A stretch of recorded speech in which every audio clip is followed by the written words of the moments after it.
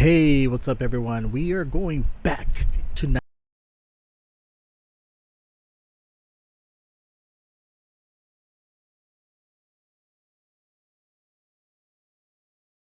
Arion, Lord of Atlantis, Volume 1, Issue 1.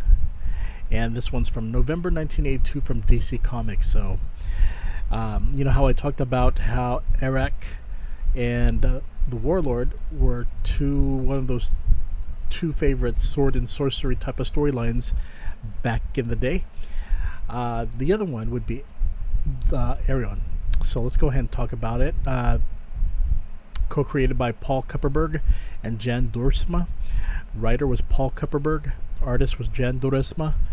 So, yeah, they did everything by themselves right here, pretty much, almost.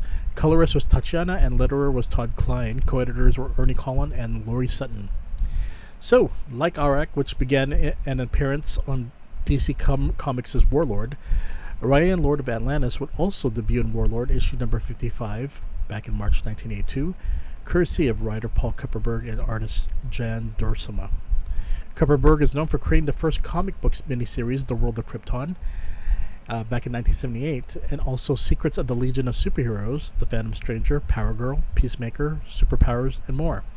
While Duursema worked on Star Wars, Advanced Dungeons and Dragons, Hawkworld, Hawkman, and for the Dark Horse, a variety of Star Wars series, and known for creating the Jedi Ayla Secura and Quinlan Vos. Arion, Lord of Atlantis, begins as a backup story featured in Warlord, which would last through the 62nd issue before receiving a full series, which would go on to last for 35 issues. Let me show you some artwork from this one. Let's see if I can get to it real quick.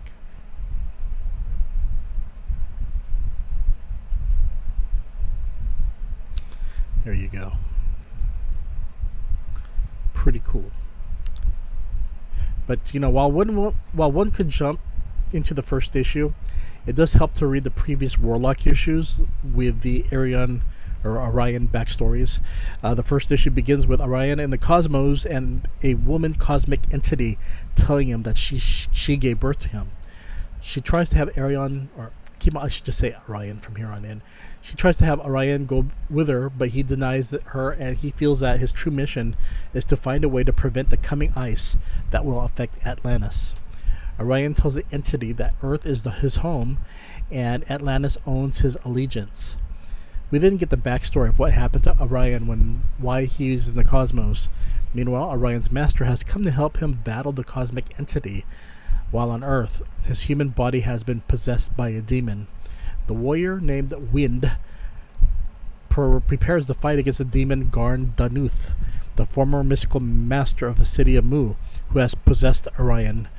While Wind's allegiance is to protect Arion, can he fight the demon-possessed person, or demon-possessed Arion, and will he hurt him? In Atlantis, the king is dealing with potential civil war as his disapproval rating is low among his people. With disaster looming, they want to see results defeat the disaster, but without Calcula or Arion, what is Atlantis to do? For the most part, Arion, Lord of Atlantis, was another sort of sorcery comic book series that DC Comics definitely wanted to support. As the genre was doing well, I found it to be an interesting series that was different from other sorcerer comic book series with Marvel Comics. So, you know, I look at this, I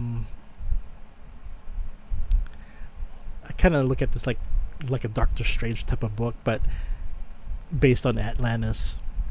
So it was rather interesting.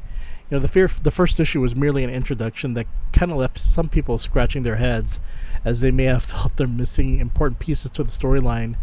Again, the storyline was featured, some of the backstory back on Warlord issues 55 to 62. So if you didn't get those issues, yeah, this one's going to be a little confusing for you. So I definitely recommend finding those issues first. But definitely I found Paul Kupperberg and Jan Duursema's Arion, Lord of Atlantis, to be enjoyable and entertaining, and I definitely do recommend it.